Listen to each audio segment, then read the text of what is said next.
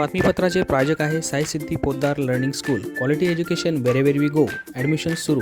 आज संपर्क करा. साई सिद्धी पोद्दार लर्निंग स्कूल, पारेगाव, तालुका येवला. नमस्कार, आपण पाहत आहात SK9 येवला न्यूज. नायलॉन मांजामुळे येवल्यात एका मजुराच्या पायाला गंभीर दुखापत झाल्यानं 22 टाके पडल्याची धक्कादायक घटना येवला शहरात घडली.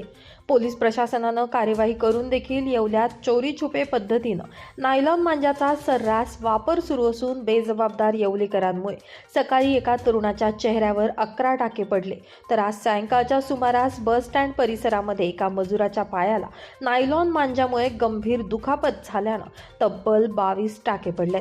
या गंभीर घटना होऊ नये यासाठी नायलॉन मांजाचा वापर टाळा असं आवाहन SK9 येवला न्यूजच्या वतीनं करण्यात येत आहे. अचूक, जलद, निष्पक्ष बातम्या पाहण्यासाठी आजच SK9 येवला न्यूजला सबस्क्राईब करा. डॉक्टर कृष्णा गैरनार.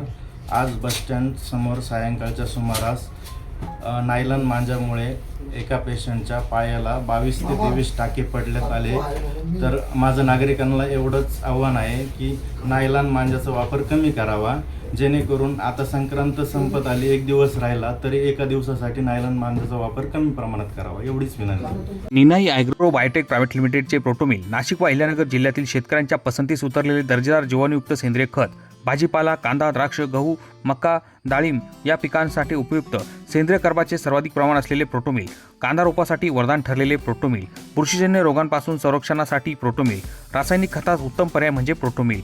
संपर्क देवेंद्र फोंडेकर, मार्केटिंग मॅनेजर, तसेच सर्व जिल्हा संघ कृषी सेवा केंद्रांमध्ये उपलब्ध.